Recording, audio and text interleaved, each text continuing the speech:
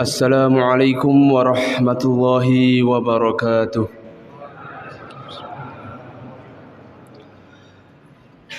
أعوذ بالله من الشيطان الرجيم. بسم الله الرحمن الرحيم.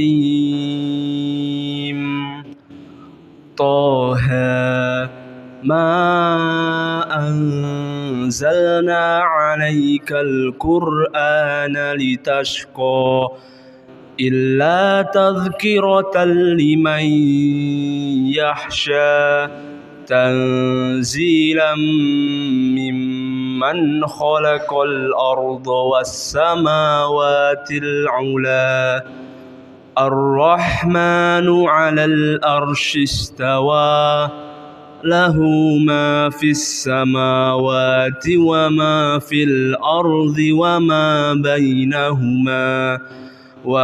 بينهما وما تحت الثرى وإن تجهر بالقول فإنه يعلم السر وأخفى الله لا إله إلا هو وهل أتاك حديث موسى إذ رأى نارا فقال لأهلهم كثوا إني آنست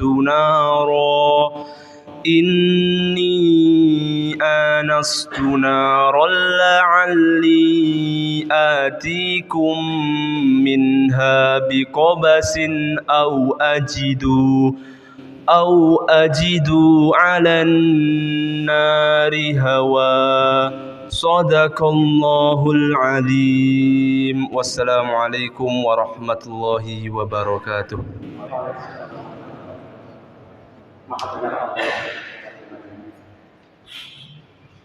Bapak Ibu hadirin yang terhormati, acara yang kedua adalah sambutan dari Bapak Edi selaku Ketua Pembangunan dan Renovasi Masjid Al-Iman, sekaligus nanti akan memberikan sambutan atas nama Ketua Yayasan Masjid Al-Iman Surabaya. Yang terhormat kepada Bapak Edi Sugianto, kami persilakan.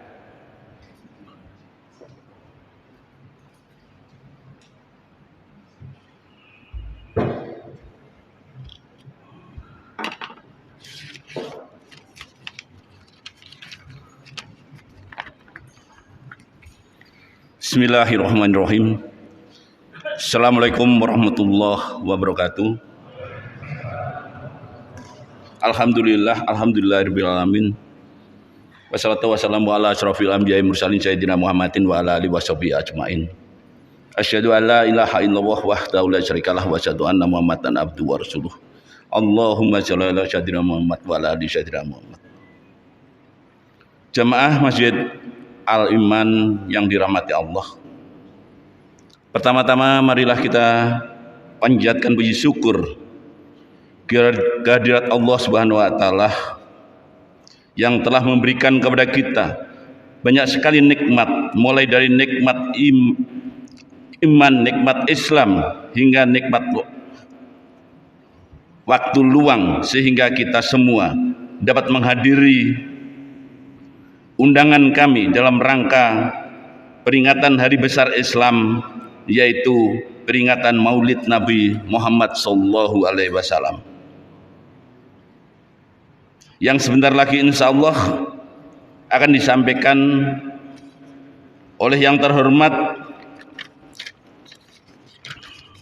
Ustadz Kiai Haji Muhammad Sholeh Dirhem LC MAG selaku Dewan Penasihat Ikatan Dai Indonesia, yang alhamdulillah beliau saat ini sudah berada di tengah-tengah kita semuanya.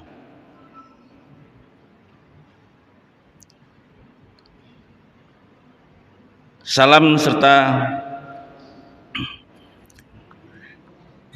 tak lupa kita sampaikan salam kita kepada Rasulullah Muhammad SAW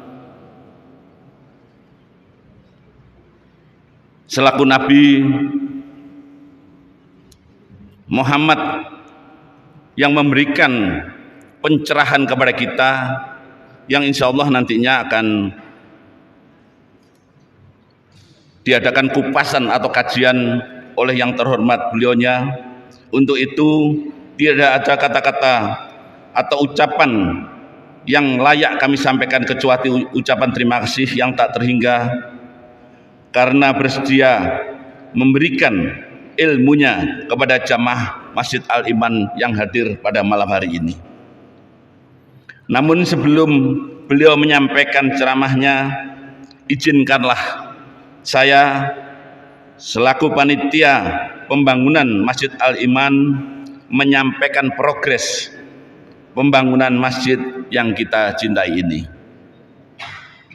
Tidak terasa pelaksanaan renovasi atau pembangunan masjid kita sudah berjalan selama 4 tahun lebih, atau tepatnya dimulai pada akhir bulan Februari tahun 2018. Pada saat itu kita semua merasakan bahwa sudah saatnya masjid kita ada perbaikan fisik untuk meningkatkan layanan sesuai demografi jamaah. Kita perlu meningkatkan syiar atau dakwah serta harus lebih peduli kepada umat. Dengan kondisi tersebut maka perlu revitalisasi fisik bangunan. Untuk mewujudkan pembangunan tersebut adalah sangat tidak mudah, karena pada saat itu kita hanya mempunyai modal yang sangat terbatas, yaitu uang tunai sebesar 200 juta rupiah saja. Sedangkan perhitungan awal untuk pembangunan saat itu memerlukan biaya kurang lebih adalah sekitar 4,9 miliar rupiah. Memang pada awalnya ada beberapa jamaah yang sempat ragu-ragu, mampukah kita melaksanakan pembangunan atau renovasi masjid kita yang waktu itu kita hanya mempunyai modal awal sebesar 200 juta saja, sedangkan jamaah aktif kita rata-rata sudah dalam usia pensiun. Sedangkan generasi muslim yang produktif justru banyak yang keluar dari perumahan Sutorjo Indah ini. Namun dengan semangat yang luar biasa, akhirnya diputuskan untuk merenovasi masjid kita dengan modal kekuatan komitmen seluruh jamaah serta uang 200 juta. Yang diharapkan renovasi tersebut selesai dalam waktu 2 tahun dan Masjid Al-Iman tetap dapat dilaksanakan untuk ibadah meskipun dalam perbaikan total. Jadi kita ini masjid yang lama itu dapat dikatakan dirobohkan, tetapi ibadah kita 5 waktu tetap harus dilaksanakan sehingga lokasi ini bergeser-geser terus.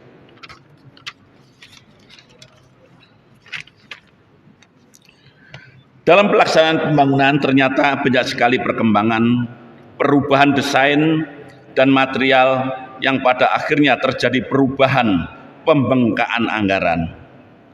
Rencana awal kubah kita di atas ini masjid dibuat dengan tembaga. Setelah melihat dan mempelajari masjid yang sudah memakai kubah tembaga, ternyata sangat sulit pemeliharaannya dan tidak banyak yang dapat memelihara dan memperbaiki apabila terjadi kerusakan.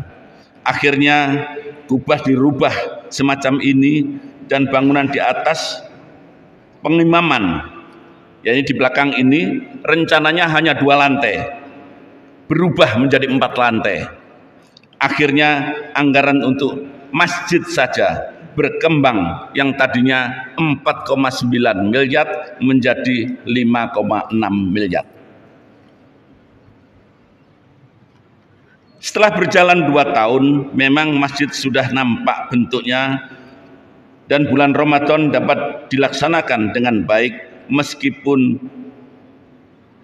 masih banyak sekali kekurangannya. Dengan adanya keterlambatan dalam pembangunan karena keterlambatan anggaran atau keterbatasan anggaran, maka panitia memberanikan diri untuk segera memproses pembangunan dan panitia terpaksa harus berhutang pada kontraktor dengan suatu rencana setiap bulan waktu itu kita akan mengangsur sebanyak 300 juta rupiah. Jadi kita itu anggaran belum siap, tetapi karena kita ingin melayani nasabah dengan semaksimal mungkin, kita minta kontraktor untuk mempercepat proses pembangunan, sedangkan kita berhutang kepada kontraktor. Rupanya pelaksanaan atau model semacam ini adalah kurang tepat. Karena apa? Jamaah merasa bahwa masjidnya sudah selesai, sehingga tidak membutuhkan pembiayaan. Padahal kita hutangnya cukup besar. Jadi ini kelemahan daripada sistem bahwa kita utang pada kontraktor dulu, kemudian baru mengangsur. Jadi jamaah sudah merasa nyaman karena masjid kita sudah selesai. Memang betul masjid relatif lebih cepat selesai. Dan setiap Jumat selalu kita sampaikan beberapa kekurangan kewajiban kita kepada kontraktor. Banyak jamaah yang bertanya, pada Jumat ini kekurangan kewajiban kita sebesar sekian juta, tetapi setelah ada pembayaran kok hutang tidak turun tetapi Jumat berikutnya naik lagi. Ini kami banyak dikeluhkan oleh beberapa jamaah dan justru banyak jamaah kita yang menyampaikan ini keluar sehingga kami sendiri juga kurang paham apa maksudnya tersebut. Rupanya setelah ruang utama masjid selesai, mulai terasa ada beberapa kekurangan. Di antaranya pada saat hujan ini adalah tampias dan harus membangun kanopi yang biayanya cukup besar, sehingga yang depan ini tadinya itu hanya terbatas pada pilar pertama, pilar yang kedua tidak ada karena waktu itu tampias, terpaksa kita harus membangun lagi. Ini biayanya adalah cukup besar. Kemudian setelah itu, karena masjid sudah cukup tinggi, karena kita naikkan lantainya dan sekitarnya rendah, maka perlu meninggikan paving di depan dan jalan di muka masjid serta keliling masjid. Jadi ini dulu kita tidak menganggarkan, sehingga kadang-kadang kita, waduh, ini sudah selesai, ternyata di luar ini masih memungkinkan banjir, maka paving harus dinaikkan. Ternyata kita harus menaikkan semua. Kemudian di depan ada saluran drainase yang terbuka, maka dan di depan taman, maka kita harus menutup. Ini adalah gambaran masjid kita. Dengan selesainya bangunan utama ternyata harus memerlukan AC, di mana desain penempatannya pun juga berubah. Tadinya AC ini diharapkan masuk di dalam, ternyata harus dikeluar. Ini berubah juga. Ini anggarannya ternyata membengkak. Juga harus tambah daya karena beban listrik naik. Sound system telah beberapa kali diadakan penyempurnaan. Ternyata biayanya cukup besar. Pintu masjid harus sesuai dengan kemegahan masjid. Pagar balkon yang tadinya direncanakan dari kaca dirubah menjadi besi. Kemudian mimbar lama sudah tidak sesuai dengan kemegahan masjid, terpaksa harus ganti yang seperti ini. Kemudian untuk memberi informasi kepada jamaah perlu ada TV yang saat ini telah dibeli sebesar 60 in. Kaca ruang utama harus dipasang stiker. Pembatas jamaah putra dan putri segera untuk dibuat. Semuanya ini memerlukan biaya, meskipun sebagian besar jamaah memberikan sumbangan secara material. Bahkan sumbangan semen ada kurang lebih sekitar 200 sak itu kepada masjid kita. Pembelian dan pengadaan material yang saya sebutkan tersebut tidak sekaligus tetapi secara bertahap, sehingga kewajiban kita tidak turun-turun, bahkan ada yang naik. Untuk menjadi gambaran kondisi keuangan pembangunan masjid kita sebagai berikut. Komitmen awal dari jamaah, jadi jamaah waktu itu ada yang bersedia menyumbang, itu adalah tercatat 273.222.311. Kemudian setoran awal dari yayasan adalah 200 juta. Kemudian total setoran dari yayasan dan TK ini yang sudah terhimpun sebesar 1.370.000.000. Jadi total biaya yang telah kita keluarkan berikut sumbangan-sumbangan yang berbentuk material yang kita rupiahkan, total yang telah kita keluarkan adalah sebesar 7.634.197.256. Sedangkan saldo kita saat ini di bank adalah 29.159.914. Kewajiban kepada kontraktor dalam pembangunan yang terakhir itu kurang lebih sesuai laporan dari bendahara kurang lebih sekitar 400 juta yang belum kita selesaikan.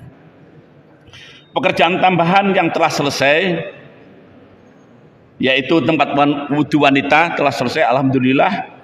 Kemudian pembenahan sound system ini memerlukan waktu cukup lama karena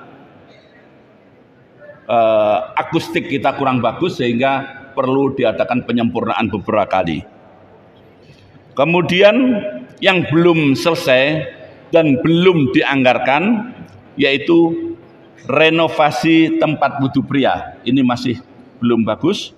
Kemudian pekerjaan tower yang diperkirakan biaya 600 juta, tempat wudhu pria kurang lebih 450 juta, sedangkan tempat wudhu lantai 2 kurang lebih adalah 400 juta.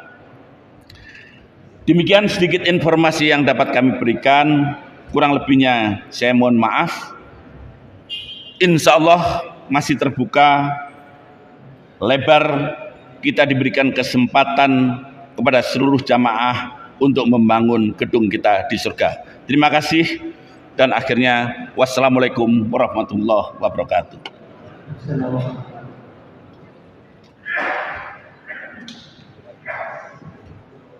Terima kasih Bapak Edi Lucianto sambutannya dan sekaligus informasi tentang pembangunan dan renovasi Masjid Al-Imam Surabaya.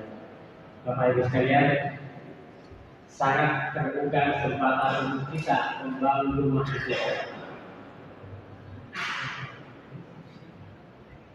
Terima kasih Pak Edi dan Bapak Ibu serta jemaah sekalian. Kita sampailah kepada acara ini pada malam hari ini, yaitu kajian Maulid Nabi Muhammad SAW. Saya berpesan sekali lagi kepada kita semua bahwa malam ini hanya ada satu pembicara, yang lain adalah pendengar. Terima kasih. Yang terhormat, kita selamat berakhir. Saya persilakan.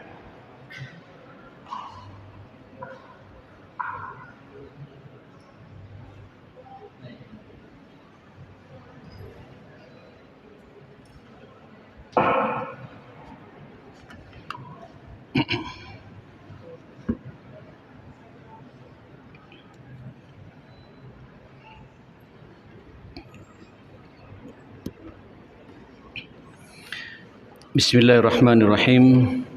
Assalamualaikum warahmatullahi wabarakatuh.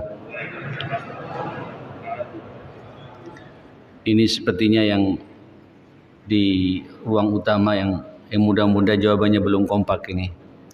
Saya ingin mengulangi salam saya. Assalamualaikum warahmatullahi wabarakatuh.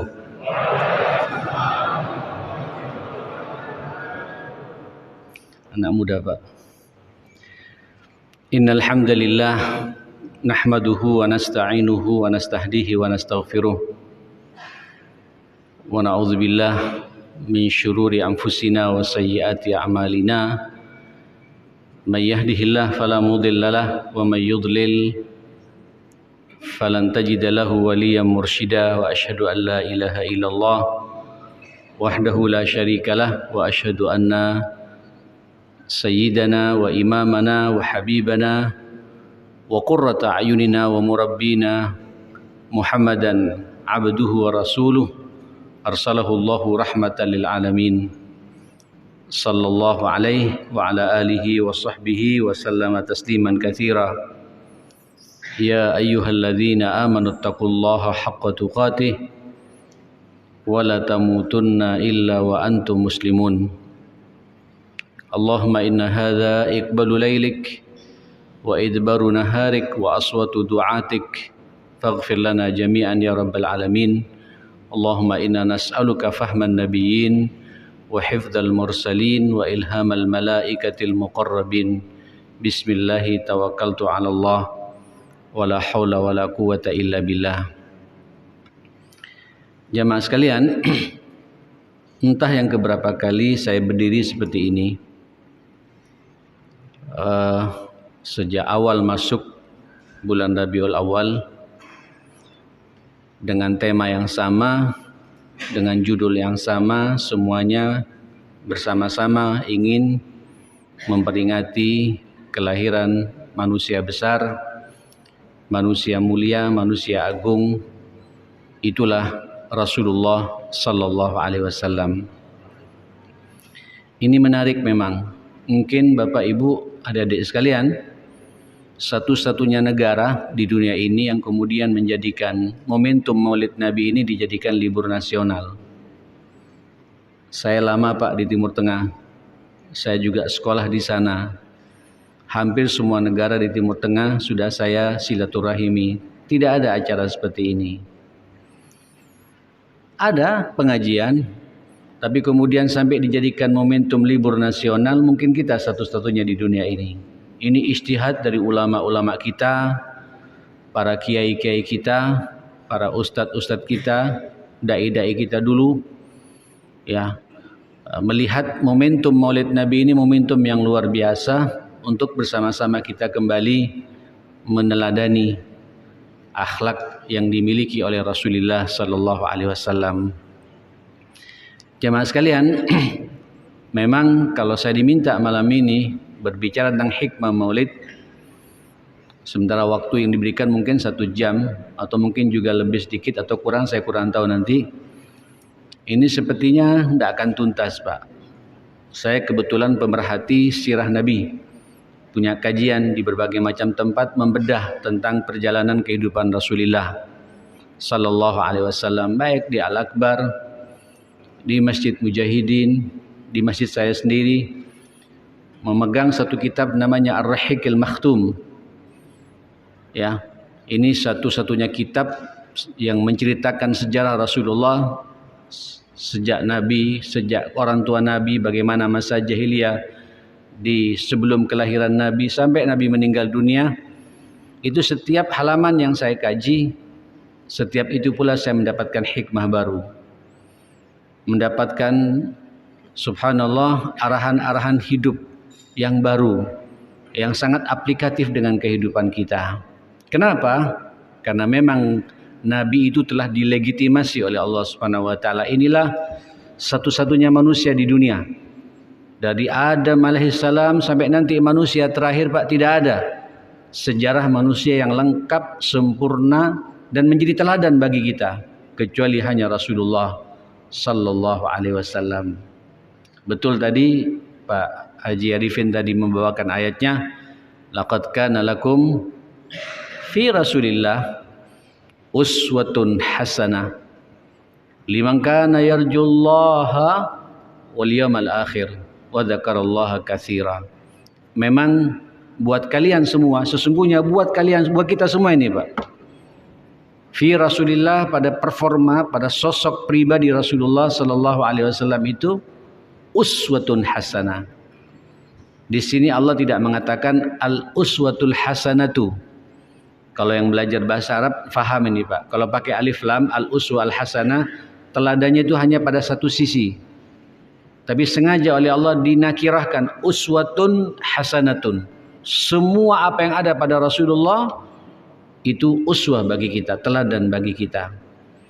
Teladan dalam ketaatan dan ibadahnya, teladan bagi kita Rasulullah SAW dalam akhlaknya, teladan bagi kita dalam dakwahnya, teladan bagi kita dalam muamalahnya, teladan Nabi itu bagi kita dalam sikap-sikapnya, teladan Nabi itu bagi kita semua jamaah sekalian sepanjang kehidupan kita ini dalam mengatur kehidupan rumah tangganya. Teladan bagi kita Nabi itu sebagai sosok ayah yang ideal. Teladan bagi kita Nabi itu adalah sosok suami terhadap istrinya. Teladan bagi kita Nabi itu dalam hidup bersosial dengan tetangga kanan kirinya, baik yang muslim ataupun yang non muslim. Itulah Rasulullah sallallahu alaihi wasallam. Bahkan teladan bagi kita di saat beliau mengatur dalam jihad dan mengatur urusan kenegaraan, ma'asyar muslimin. Ini sebenarnya Bapak Ibu, kalau kemudian kita semua komitmen Pak, mengikuti apa yang diperbuat oleh Rasulullah, selesai semua masalah kita Pak. Problem-problem yang ada pada bangsa dan negeri ini akan segera terangkat. Karena memang jamaah sekalian, Allah sendiri Pak yang melegitimasi ini. Tapi ini semua akan bisa dirasakan liman kana yarjullah wal yaumal akhir. Bagi orang yang memang berorientasi ingin berjumpa dengan Allah. Ya mohon maaf ya akhi, kita ini Pak hidup di dunia dibatasi oleh waktu. Paling-paling umur kita 70 tahun, 80 tahun. Innalillahi wa inna ilaihi raji'un. Ya, rugi Pak kalau hanya kita berpikir hanya dunia saja. Kehidupan nyata kita itu kapan? Ya kehidupan setelah kematian itu. Masih ada loh adik-adik, jamaah sekalian, alam-alam berikutnya akan kita hadapi ini. Masih ada alam kubur, masih ada alam mahsyar terakhir, itu namanya alam abadi yang sebenarnya. Hanya ada dua pilihan, surga atau neraka. Insya Allah kita semua ke surganya Allah Subhanahu Wa Taala. Saya yakin kita ini malam ini kalau sampean tulus, insya Allah semua akan mendapatkan syafaatnya Rasulullah Sallallahu Alaihi Wasallam yang akan membimbing kita ke surganya Allah Subhanahu Wa Taala. Nah keyakinan seperti inilah Pak, ini semua akan kita rasakan dan akan sukses hidup yang sebenarnya, jumpa dengan Allah dan masuk surganya Allah di akhirat ini, kalau kita ini mau meneladani siapa? Rasulullah Sallallahu Alaihi Wasallam.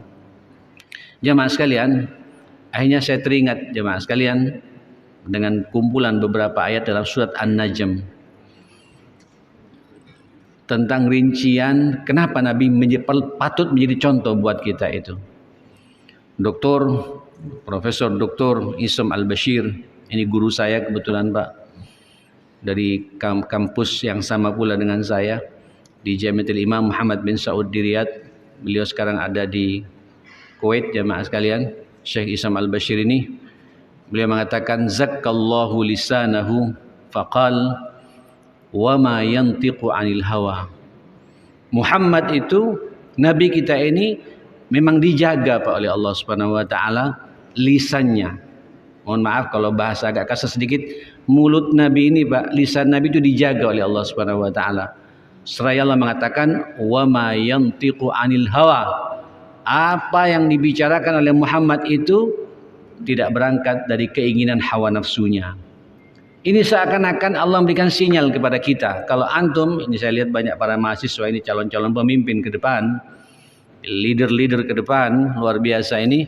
Ya, dan kita pun juga kalau minimal kita Pak, kalau pingin jadi pemimpin di tengah-tengah rumah tangga kita, hati-hati Pak. Allah telah mengatakan, wa ma yantiqu 'anil hawa. Muhammad, Rasul itu setiap berbicara Pak, dipikirkan apa yang dia bicarakan itu. Tidak berangkat dari keinginan hawa nafsunya. Ini seakan-akan Allah ingin menyampaikan kepada kita, hati-hati dalam pembicaraan kita. Pak, Muslim yang baik itu setiap dia berbicara selalu berpikir, pembicaraan saya ini kira-kira bermanfaat atau tidak ya. Setiap Muslim itu setiap dia berbicara, berkomunikasi satu sama lain dengan siapapun pula, apakah pembicaraan saya ini diridhoi tidak ya oleh Allah Subhanahu wa taala. Maka tidak ada kamusnya Pak. Seorang muslim ketika berbicara hanya sekedar berbicara, hatta dalam canda dan gurauannya. Takut Pak ingin mengeluarkan kata-kata yang kemudian menusuk perasaannya orang. Apalagi omongan-omongan yang penuh dengan fitnah, menyebar berita hoax dan lain sebagainya, mengadu domba, ghibah, menggunjing orang, itu tidak ada Pak pada pribadi Rasulullah sallallahu alaihi wasallam. Kita malam ini sedang memperingati Nabi dan menjadi teladan bagi kita. Salah satu teladannya Allah mengatakan, "Wa ma yantiqu 'anil hawa." Muhammad ketika berbicara itu tidak berangkat dari hawa nafsunya, tidak asal ngomong, tidak asal berbicara. Mohon maaf, sekarang ini banyak Pak, ya. Kalau mungkin di sini ada dosen, betapa banyak Pak dosen kadang-kadang ngajar di kampusnya, mahasiswanya juga antara mendengar dan tidak, jamaah sekalian. Ya, banyak pula saat ini jamaah sekalian orang tua Pak tidak bisa berkomunikasi baik dengan anak-anaknya. Kenapa? Karena tidak bisa menjaga Pak bahasa yang tepat untuk dikomunikasikan dengan anak. Banyak guru di sekolah, ya, kadang-kadang jadi permainan anak didiknya jamaah sekalian. Kenapa? Karena mungkin Pak anak itu sudah mulai dilukai hatinya oleh sang guru ini. Dan begitu seterusnya. Termasuk juga di antara kita satu sama lain betapa banyak perselisihan terjadi itu karena masalah komunikasi.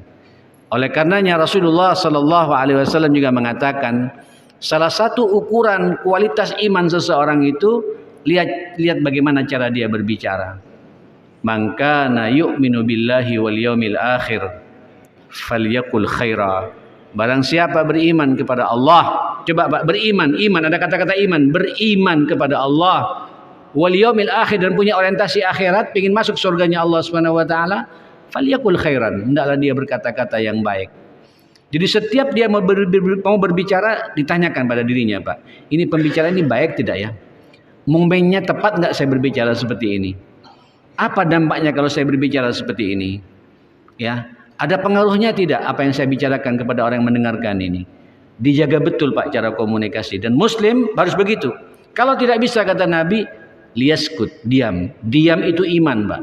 Daripada berbicara kemudian pembicaraannya menyakiti hatinya orang. Wa ma yantiqu 'anil hawa in huwa illa wahyu yuha. Muhammad ketika berbicara itu tidak berangkat dari hawa nafsunya. Subhanallah. Bahkan Pak, Ibu, saudara-saudara sekalian, adik-adik sekalian, kalau Nabi Pak mengukur iman, kalau Allah mengukur dengan takwa, Pak. Jadi kualitas ketakwaan kita itu bisa dilihat cara kita berkomunikasi, cara kita berbicara. Apa kata Allah Subhanahu wa taala dalam surat Al-Ahzab ayat 71? Ayat laqad kana lakum fi rasul juga dalam surat Al-Ahzab juga, Pak. Apa kata Allah Subhanahu wa taala? Ya ayyuhalladzina amanu ittaqullah. Wahai orang-orang yang beriman, bertakwalah kalian kepada Allah. Bagaimana bentuk takwanya di sini? Di sini tidak berbicara hablum minallah. Takwa tidak berbicara salat. Di sini Allah tidak berbicara baca Quran, tidak berbicara tahajud, tidak berbicara naik haji, umroh dan lain sebagainya. Ya, tapi di sini Allah berbicara apa? Wa qulu qawlan sadida. Takwanya itu Pak, ayo berbicaralah kalian kata Allah dengan pembicaraan sadida, yang lurus, yang benar, tidak neko-neko. Pak, orang bertakwa itu bisa dilihat dari cara dia berkomunikasi. Ya, dan Allah telah memberikan contoh Pak, gambaran siapa nabi kita ini. Wa ma yantiqu 'anil hawa. Nabi ketika berbicara tidak berangkat dari hawa nafsunya. Tahu dengan siapa dia berbicara. Berbicara dengan ibu-ibu, tahu pakai bahasa ibu-ibu. Berbicara dengan orang tua, pakai bahasa orang tua. Kalau bahasa Al-Quran, qaulan karima. Ya, kalau berbicara dengan orang-orang sesama kita, qaulan ma'rufa. Kalau seorang guru kepada muridnya, ustadz kepada santrinya, guru kepada kiai pada santrinya, qaulan baligha gitu. Dan lain sebagainya. Di sini Allah mengatakan qulu qaulan sadida. Berbicaralah dengan pembicaraan yang benar, yang lurus itu. Orang ya akhil karim jamaah sekalian, kalau sudah pembicaraannya baik, mengikuti cara bicaranya Rasulullah sallallahu alaihi wasallam, yuslih lakum a'malakum. Ya Allah, nanti amal-amal kita ini Pak semuanya akan direformasi oleh Allah, diperbaiki oleh Allah Subhanahu wa taala. Kalau ada kesalahan, wa yaghfir lakum dzunubakum, dosa-dosamu akan diampuni oleh Allah Subhanahu wa taala. Biasanya Pak, kalau orang pandai menjaga pembicaraannya, tidak mau berbicara kecuali yakin bahwa apa yang ia bicarakan itu diridhai oleh Allah Subhanahu wa taala.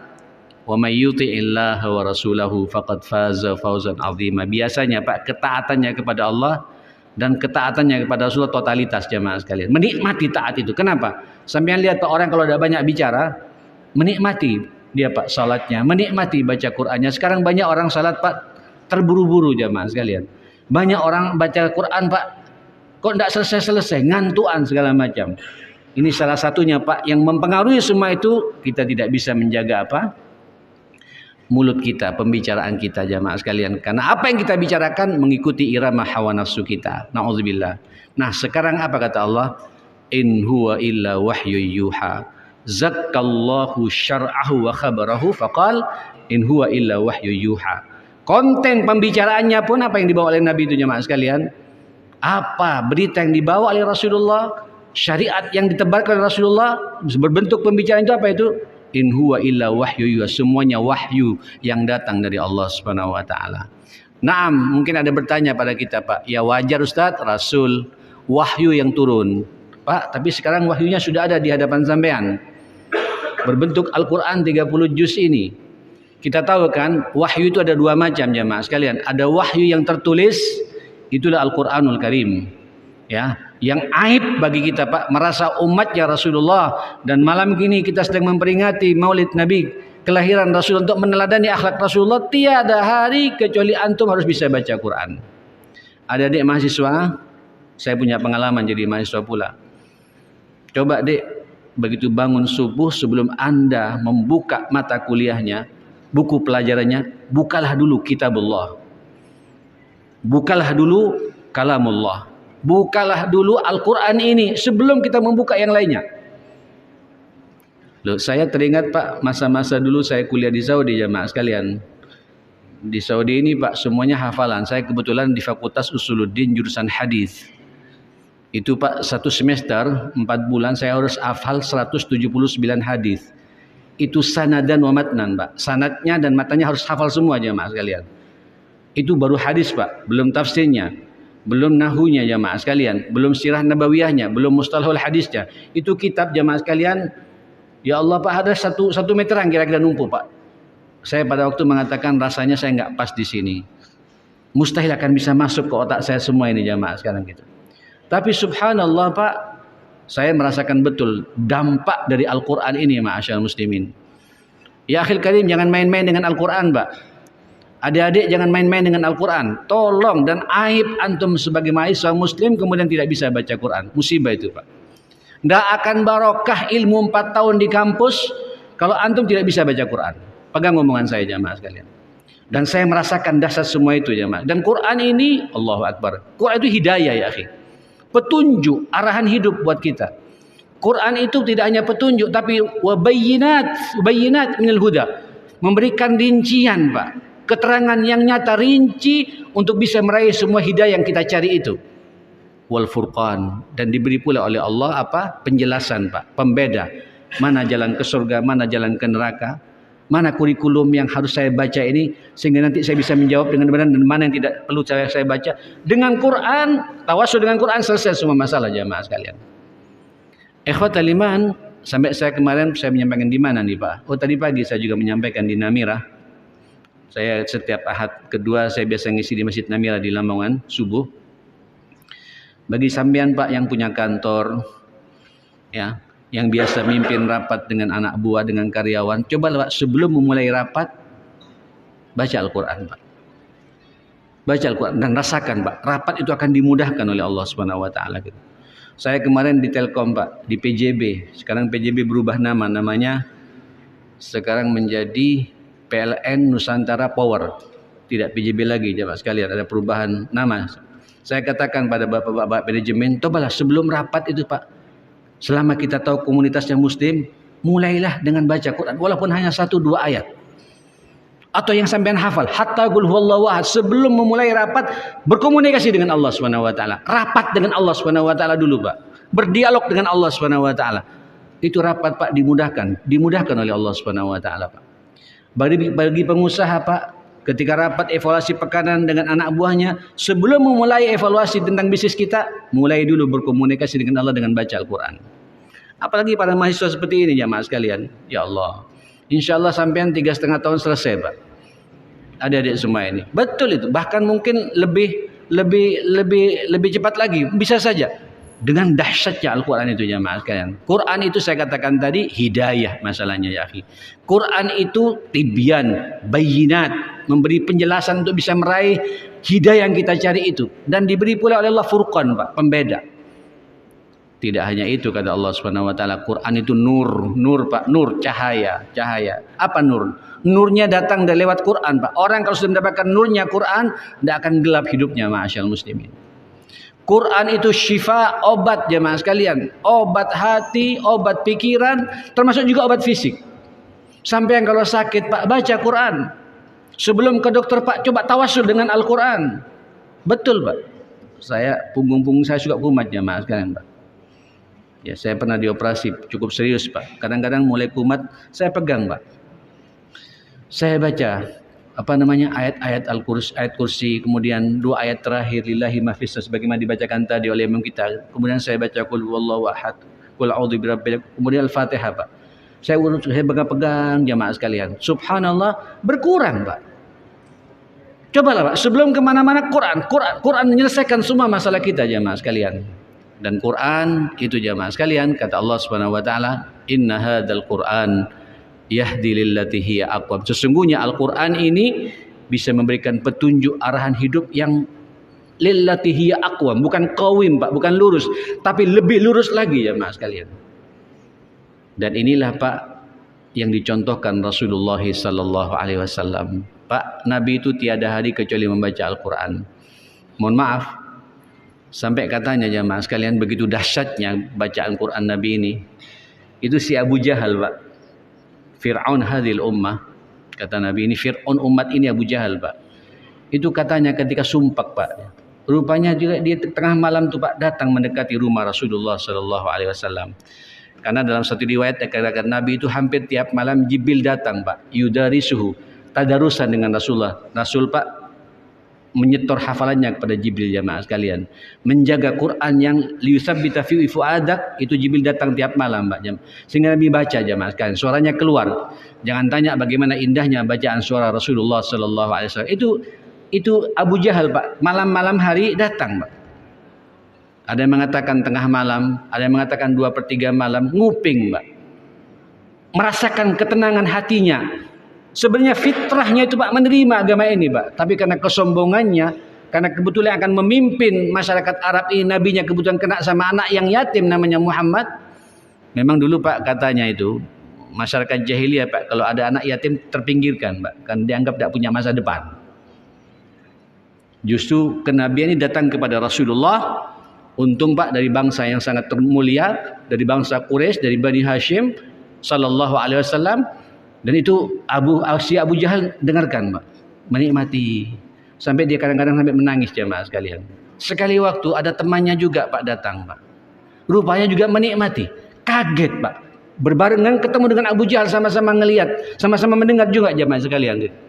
Apa kata orang ini? Anta ente, engkau, ente Abu Jahal, ente Abul Hakam. Shh, katanya Pak. Sudah diam. Iya, benar sudah apa yang dibawa oleh Muhammad ini. Quran yang datang kepada Muhammad mustahil, itu buatan Muhammad. Memang ini dari Rabbul Alamin, dari Tuhan kita Allah, diangkat tangannya ke atas Pak. Kata orang ini, idan kalau begitu ayo kita besok pagi temui Muhammad, kita berislam bersama-sama. Susah. Bagaimana saya akan menerima ini? Muhammad yatim. Nah ini Pak, ini gengsi Pak yang muncul jemaah sekalian. Memang hidayah sudah ditutup oleh Allah Subhanahu wa taala. Ikhwatal iman Bapak Ibu, maksud saya apa? Allah Pak telah melegitimasi Rasulullah sallallahu alaihi wasallam untuk jadi contoh bagi kita Pak. Kenapa sukses dakwahnya? Karena setiap dia berbicara, dia berfikir, dan konten pembicaraannya itu adalah nilai-nilai Rabbani, Al-Quran. Paling kalau tidak Pak, yaitu hadis-hadis Rasulullah sallallahu alaihi wasallam.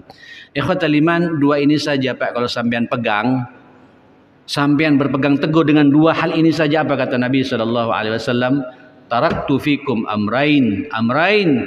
lan tadillu ba'di abada ma in tamassaktum bihima.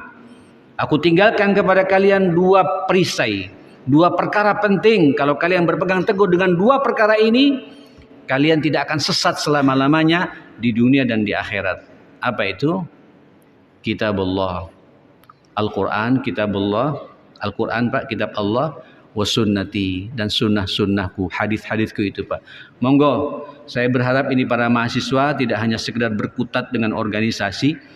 Kalau perlu nanti rapat-rapat organisasinya di BEM atau di rohisnya segala macam, mulailah Pak. Sebelum mulai rapat, sebelum diskusi dan lain sebagainya, muqaddimah dengan Quran. Antum harus bangga menjadi umatnya Rasulullah sallallahu alaihi wasallam. Mahasiswa muslim itu harus nampak Pak, berbeda dengan mahasiswa yang lain jamaah sekalian. Itulah Rasulullah sallallahu alaihi wasallam yang harus bisa kita teladani. Kemudian apa kata Allah dalam surat itu pula? Wa zakkallahu basarahu faqal ma zaghal basaru wa ma tagha. Allah juga subhanallah menjaga Pak, mentazkiyah pandangan mata Nabi ini. Seraya Allah mengatakan ma zaghal basaru wa ma tagha. Muhammad itu pandangan matanya tidak pernah tergelincir jemaah sekalian dan tidak pernah melampaui batas. Adik-adik, terutama adik-adik semua ini Pak, termasuk juga kita yang tua juga sama Pak. Tolong jaga pandangan mata kita ini. Pandangan mata Nabi ini jemaah sekalian, pandangan mata Pak penuh kepekaan Pak. Pandangan mata Nabi ini ma'asyal muslimin, pandangan mata ingin menyelesaikan problem umat, ingin tahu apa yang terjadi di tengah-tengah masyarakat ini ya kan. Bukan kayak kita Pak, pandangan mata kita pandangan mata nakal. Pandangan mata kita ini Pak, pandangan mata curiga sama orang. Pandangan mata kita ini Pak, pandangan mata tajassus, memata-matai orang ya Mas sekalian gitu. Pandangan mata kita ini pandangan mata khianat kata Nabi. Lirik sana lirik sini ya Mas sekalian, terutama melirik lawan jenis sampai menikmati. Habis Pak semua masalah kita. Nabi itu jamaah sekalian pandangan matanya itu penuh perhatian kepada umatnya. Makanya Rasulullah sallallahu alaihi wasallam jamaah sekalian habis salat begini, masyaallah muslimin, habis salat begini Pak. Maghrib, Isya, subuh, duhur, asar. Itu Nabi Pak setelah selesai assalamualaikum warahmatullah. Assalamualaikum warahmatullah, Nabi balik jamaah sekalian. Dan kelihatan Pak zikirnya Nabi itu Pak. Astagfirullah. Astagfirullah. Astagfirullah, didengar oleh sahabat yang ada di depannya Pak. Yang di depan Nabi, yang di saf pertama itu mendengarkan bagaimana zikirnya Nabi. Di riwayat yang lain astagfirullahaladzim wa atubu ilaih. Kemudian Allahumma antas salam wa minkas salam fahayyina bis salam. Nabi Pak tidak diam, lirik Pak, mata itu tajam Pak. Dilihat bagaimana Nabi pingin tahu, ya tafaqqadu, kalau bahasa fikihnya itu ya tafaqqad, mencari Pak. Ada apa? Ada masalah apa pada umatku nih? Lihat satu persatu. Wa ilaika ya'udus salam wa adkhilnal jannata daraka daras salam fahayyina bis salam. Dan sebagaimana kita sampean baca itu jamaah sekalian. Ketika ngelihat sahabat yang tersenyum Pak, coba lihat pandangan mata Nabi. Nabi ikut tersenyum pula. Alhamdulillah. Berarti ini umatku sedang baik-baik saja gitu. Secara keseluruhan dilihat Pak. Jadi imam itu ya akhi, tidak hanya sekedar imam Pak. Tapi imam ada kepekaan. Memantau bagaimana perkembangan jamaahnya, perkembangan makmumnya jamaah. Dia pemimpin. Makanya ya akhi, tidak apa-apa Pak ya, saya menyampaikan pesan-pesan saya pribadi, tidak apa-apa ya. Mohon doanya ya. Saya sekarang sudah 8 tahun ini Pak, saya membangun sekolah tinggi. Ya, di depan rumah saya sendiri. Insya Allah saya sekarang lagi bangun pula Pak di Trawas, di Desa Cembor, di atas paling tinggi. Di atas tanah 2 hektar diwakafkan oleh seseorang. Ini proyek besar jamaah sekalian, karena saya mencetak calon-calon mahasiswa, calon-calon ulama yang hafal Quran 30 juz. Tapi siap menjadi imam masjid jamaah sekalian. Dulu saya dari awal menginjakkan kaki ke Indonesia sudah ada dalam benak saya. Saya punya cita-cita untuk i'dad a'immatil masajid. Membuat sekolah tinggi untuk memformat, mencetak calon imam masjid. Imam bukan hanya sekedar imam Pak, tapi imam yang kemudian bisa menjembatani antara jamaah yang satu dengan jamaah yang lain. Imam yang bisa menyelesaikan problem jamaahnya, menjadi problem solver jamaah sekalian. Imam yang bisa memandikan jenazah Pak. Imam yang mufti Pak, yang bisa diminta fatwa-fatwanya. Imam yang bisa mengawinkan Pak. Imam yang kemudian bisa mendamaikan suami istri yang ada di sekitar masjid bermasalah Pak. Didamaikan, ditenangkan. Itu imam kita dan harus hafal 30 juz. Kalau tidak hafal 30 juz tidak mendapatkan ijazah jamaah sekalian. Alhamdulillah 3 periode, 3 angkatan ini Pak. Besok tanggal 22 ini wisuda yang ketiga insyaallah. Nah itu imam begitu Pak. Begitu keluar salam dilihat jamaahnya Pak. Ya apa jamaahku? Ada yang kurang tidak? Ada kepekaan. Dilihat satu tiba-tiba ada sahabat di situ yang mojok, kemudian dilihat sama Nabi menunduk Pak. Dilihat lagi menunduk lagi sampai kemudian dia menangis jamaah sekalian gitu. Kemudian Nabi menoleh pada yang tertawa tadi, fa asyara ilaihi. Coba temui kenapa saudaramu itu kok menangis itu kata Nabi. Kemudian didatangi orang ini jamaah sekalian. Ma baluka ya akhi? Kenapa ada apa dengan wahai saudaraku gitu. Dia katakan, jau'an, saya lapar Pak. Saya lapar gitu. Rupanya memang musim paceklik pada waktu itu jamaah sekalian gitu. Subhanallah. Ikhwatul iman, coba lihat Pak, imam yang benar Pak. Begitu tahu saudaranya sedang lapar, tidak bisa makan sekian lama. Itu tidak lama-lama zikirnya ma'asyar muslimin. Tidak lama-lama zikir Nabi SAW. Langsung Nabi berdiri Pak. Sebab kalau berlama-lama ini manfaatnya untuk pribadi saja. Tapi ini ada urusan umat, lapar umatnya. Sampai keluar sebuah hadis kepada kita kan, li'an aqdiya hajata akhi ahabbu ilayya an a'takifa fi masjid hadza syahra. Aku menyelesaikan problem saudaraku, menyelesaikan hajat-hajat saudaraku, menyelesaikan problematika apa yang terjadi pada saudaraku, itu lebih aku cintai daripada aku iktikaf di masjidku ini 1 bulan penuh kata Nabi sallallahu alaihi wasallam. Ya Allah, luar biasa Pak. Nabi bangkit jamaah sekalian Pak. Nabi bangkit tidak menawarkan kepada sahabat Pak. Secara pribadi ingin menyelesaikan Pak. Masuk ke dalam rumahnya. Menanyakan kepada istrinya jamaah sekalian. Hal indaki syai', ente punya apa hari ini gitu. Ini ada umatku, sahabatku di masjid sedang kelaparan. Dia tidak bisa berbuat apa, dia menangis terus. Lapar betul. Ada apa? Subhanallah Pak. Coba lihat. Istrinya menjawab, wallahi ma'indi syai' illal ma'. Kami tidak punya apa-apa ya Rasulullah, kecuali kami hanya punya apa? Air putih saja jamaah sekalian. Nanya Pak pada istri yang lain, jawabannya juga sama. Kepada Zainab juga sama, kepada Ummu Salamah juga sama, kepada Sofia juga sama, kepada Hafsah juga sama. Jawabannya sama, tidak punya apa Pak? Rasul Pak, Rasul. Memang kalau musim paceklik ma'asyar muslimin Pak, dinar Pak, benggolan-benggolan emas, uang emas itu Pak, tidak bisa dibelanjakan, tidak ada barang ma'asyar muslimin. Nah setelah itu Nabi baru menawarkan kepada para sahabat. Kata Nabi, man yudhifu hadha al-laila. Siapa di antara kalian yang malam ini siap menjamu tamuku ini? Yang menarik ma'asyar muslimin, Abu Bakar tidak menjawab Pak. Umar tidak menjawab. Utsman tidak menjawab. Ali tidak menjawab. Abdurrahman bin Auf tidak menjawab. Sa'ad bin Abi Waqqas tidak menjawab. Sa'id bin Jubair, semua sahabat-sahabat yang konglomerat tidak menjawab Pak. Karena memang di rumahnya nggak ada apa-apa. Uangnya banyak, emasnya banyak, dolarnya banyak, euronya banyak. Kalau bahasa kita sekarang begitu.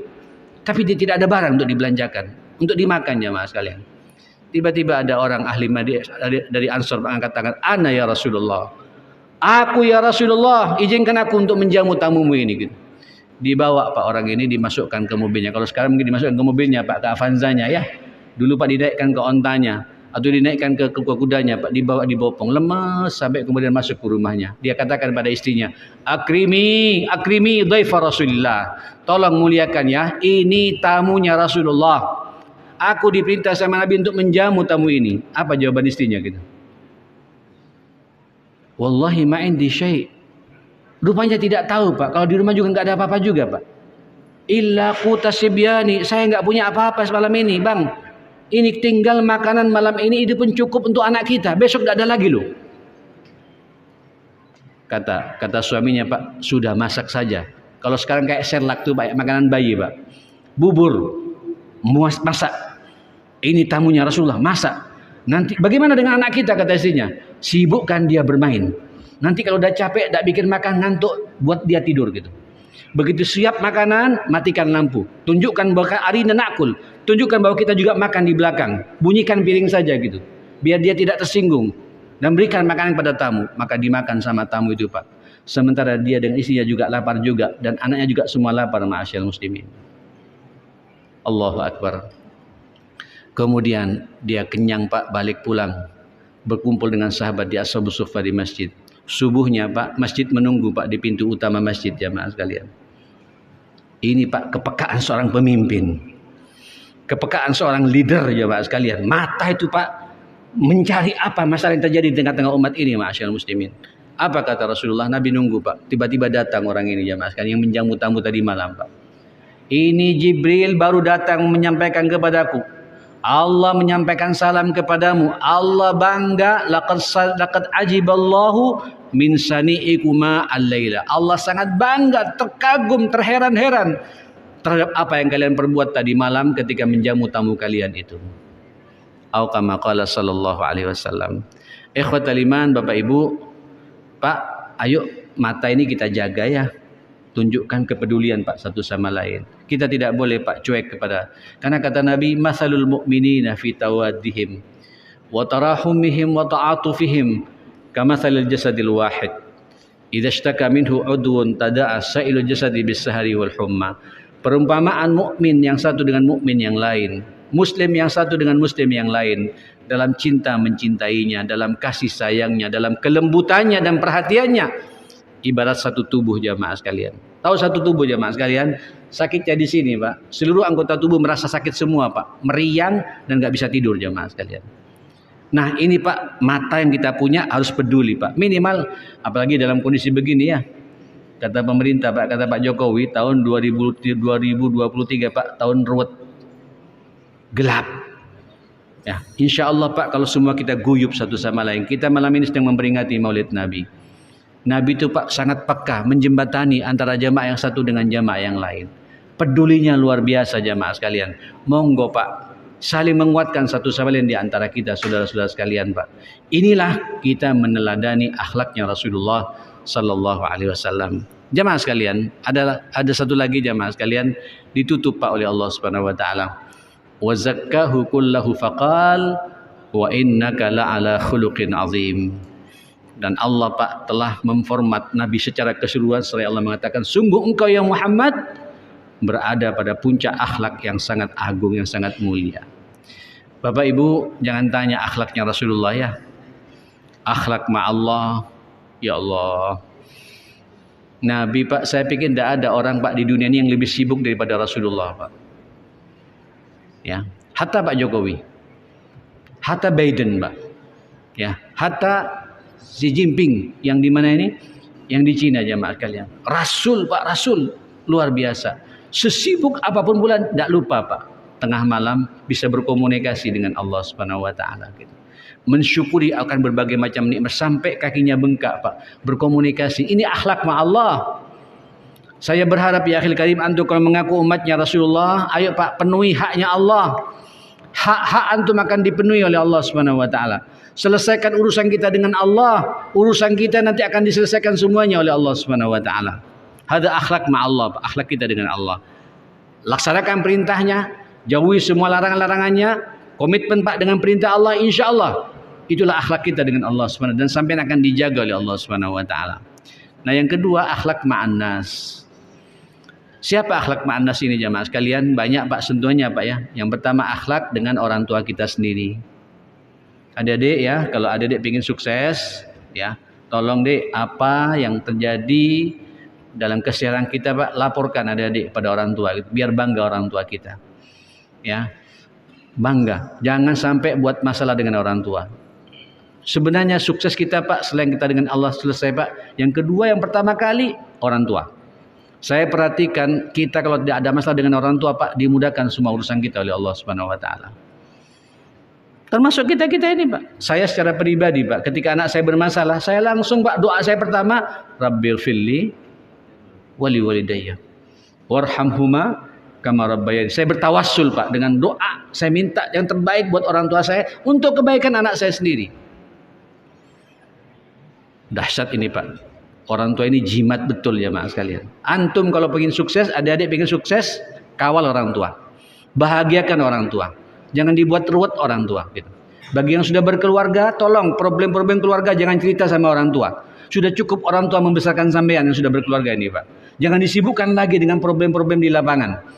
Hadapi Antum ketika punya anak pasti bisa untuk mengawal anak. Jangan curhat pada orang tua terus. Ketika bermasalah dengan istri, bermasalah dengan suami, jangan cerita pada orang tua dan mertua. Kasihan mereka. Bahagiakan mereka itu. Ini akhlak, Pak. Dan itulah akhlaknya Rasulullah sallallahu alaihi wasallam. Terus berikutnya akhlak dengan istri. Ini panjang, Pak ya. Akhlak dengan suami. Aduh. Ini satu pertemuan tidak selesai saya bahas masalah ini jemaah sekalian. Dan ini problem kita semua. Nanti akhlak dengan anak kita sendiri, Pak. Kalau tadi saya bicara anak pada orang tua, sekarang kita pada anak. Bagaimana akhlak kita pada anak kita, jemaah sekalian? Harus memberikan contoh keteladanan yang baik bagi mereka semua. Setelah itu akhlak dengan tetangga kanan kiri kita, Pak. Akhlak dengan relasi kita. Akhlak dengan, bahkan dengan akhlak dengan orang yang tidak seideologi dengan kita. Itu adalah umatnya, umat Allah Subhanahu wa taala, hamba Allah semua. Ada yang sebagian mendapatkan hidayah, ada yang sebagian tidak mendapatkan hidayah. Ayo Pak, tunjukkan akhlak kita pada mereka sampai mereka terkesima. Begitu akhlaknya orang-orang Islam ya kepada kita semua. Nah, ikhwatal iman yang dimuliakan Allah Subhanahu wa taala. Nah, akhlak, Pak. Dan ingat, akhlak ini adalah inti dari agama itu sendiri. Sampai Nabi mengatakan, "Innama bu'istu liutammima makarimal akhlak." Aku diutus oleh Allah ini sebenarnya untuk menyempurnakan akhlak yang baik ini. Dan saya merenung, Pak, tentang hadis ini. Ternyata, Pak, semua syariat yang Allah turunkan kepada Rasulullah ujung-ujungnya, Pak, ingin memformat akhlak kita. Allah memerintahkan kepada kita salat, ujung-ujungnya apa? Supaya kita punya akhlak. Innas salata tanha anil fahsyai wal munkar. Tanha anil fahsyai wal munkar ini masalah akhlak, Pak. Mencegah dari perbuatan keji dan munkar ini akhlak. Jadi kalau salatnya tidak bisa mencegah perbuatan keji, evaluasi, Pak, ada apa dengan salat kita ini, jamaah sekalian? Puasa itu memformat akhlak kita. Dengan puasa ada kesabaran. Sabar itu akhlak, Pak. Sabar tidak makan, sabar tidak maksiat, sabar tidak minum, sabar beribadah, itu akhlak. Ya, di puasa ada kejujuran, jujur itu akhlak, Pak. Di puasa ada kedisiplinan, disiplin itu akhlak. Luar biasa, jamaah sekalian. Mengeluarkan zakat jelas, Pak. Minimal kita tidak medit. Tidak medit itu akhlak. Ya, berbagi itu akhlak, jamaah sekalian. Peduli itu akhlak. Ya. Itu mengeluarkan zakat. Haji, Pak, lebih dahsyat lagi. Ada persamaan di antara kita bersaudara, jamaah sekalian. Yang hitam, yang putih, yang coklat, tujuannya sama, labbaik Allahumma labbaik. Bersaudara semuanya, Pak. Itu juga masalah akhlak. Jadi semuanya, Pak, wajar kalau Nabi mengatakan innama bu'istu liutammima makarimal akhlak. Tinggal kita evaluasi, Pak, bagaimana akhlak kita saat ini. Dan malam ini kita sedang memperingati tentang kelahiran Nabi, Maulid Nabi. Tujuannya apa, Pak? Untuk meneladani dan beruswah berqudwah dengan Rasulullah dalam akhlaknya, dalam ibadahnya, dalam ketaatannya, dalam muamalahnya, ya, dalam imannya, dalam semuanya, jamaah sekalian, dalam mengatur kehidupan rumah tangganya. Mudah-mudahan, Pak, mudah-mudahan kita semua yang hadir di sini semuanya mendapatkan syafaat Rasulullah sallallahu alaihi wasallam. Mudah-mudahan hari-hari kita, Pak, adalah hari-hari sunnah Rasulullah sallallahu alaihi wasallam. Dimanapun kita berada, Pak, rujukan kita cuma dua, Al-Quran dan hadis Nabi sallallahu alaihi wasallam. Kalau ini kita pegang, insyaallah kehidupan kita akan dibahagiakan oleh Allah Subhanahu wa taala. Kita berdoa pada Allah Subhanahu wa taala, mudah-mudahan kita semua dalam lindungan Allah Subhanahu wa taala, dalam ridhanya Allah Subhanahu wa taala, dalam keberkahan Allah Subhanahu wa taala. Mudah-mudahan langkah-langkah kita semuanya ke depan, Pak, dianugerahi hidayah dan taufik dari Allah Subhanahu wa taala, dan Allah menutup pintu rapat-rapat peluang bermaksiat kepada Allah Subhanahu wa taala, dan kita semuanya berada di atas sunnah Rasulullah sallallahu alaihi wasallam. Kita muqaddimah doa ini bisa berdoa, Pak, ya, dengan sebaik-baik doa kata Nabi sallallahu alaihi wasallam, yaitu doa suratul Fatihah. Mudah-mudahan apa yang hajat-hajat kita semua terpenuhi, karena kata Nabi suratul Fatihah itu Allah mengatakan wali abdi masa'al, buat hambaku apa yang dia minta. Maka usahakan, Pak, sebelum sampean berdoa bacalah suratul Fatihah. Insyaallah doa kita akan diijabahi oleh Allah Subhanahu wa taala. Dan ini sunnah Rasulullah sallallahu alaihi wasallam. Ala hadhihi niyyah al-Fatihah. A'udzubillahi minasyaitonir rajim. Bismillahirrahmanirrahim. Maliki yaumiddin. Shiratal mustaqim. Bismillahirrahmanirrahim. Alhamdulillahi rabbil alamin. Allahumma salli ala Sayyidina Muhammadin wa ala ali Sayyidina Muhammad. Allahumma inna nas'aluka al-istiqamata wal-thabata fil amri wal-azimata ala ar-rushd. Wa nas'aluka syukra ni'matika wa husni ibadatik. Wa nas'aluka qalban saliman wa lisanan sadiqa. Wa nas'aluka min khairi ma ta'lam wa na'udzubika min syarri ma ta'lam. Wa nastaghfiruka lima la na'lam innaka anta 'allamul ghuyub. Allahumma aqsim lana min khasyatika ma tahulu bihi bainana wa baina ma'siyatik, wa ومن طاعتك ما تبلغنا بها جنتك ومن اليقين ما تهون به علينا مصائب الدنيا ومتعنا اللهم بأسماعنا وأبصارنا وقوتنا أبدا ما أحييتنا واجعله الوارث منا واجعل ثأرنا على من ظلمنا وانصرنا على من عادانا ولا تجعل مصيبتنا في ديننا ولا تجعل الدنيا أكبر همنا ولا مبلغ علمنا ولا تسلط علينا من لا يخافك ولا يرحمنا يا رب العالمين يا قاضي الحاجات اقضي حاجتنا اللهم يا ميسر الأمور يسر أمورنا برحمتك يا أكرم الأكرمين اللهم بارك لنا وبارك آباءنا وأمهاتنا وأساتذتنا وتلامذتنا وطلابنا وجميع المسلمين اللهم افتح عقولهم واشرح صدورهم واحسن فروجهم واجعلهم هداة مهتدين غير ضالين ولا مضلين برحمتك يا أكرم الأكرمين ويا أرحم الراحمين ربنا آتنا في الدنيا حسنة وفي الآخرة حسنة وقنا عذاب النار صلى الله على محمد وآله وصحبه وسلم الحمد لله رب العالمين. Saya mohon maaf semuanya. Subhanakallahumma bihamdik asyhadu an la ilaha illa anta astaghfiruka wa atubu ilaik. Assalamualaikum warahmatullahi wabarakatuh. Terima kasih kepada Bapak Ibu jamaah sekalian. Alhamdulillah.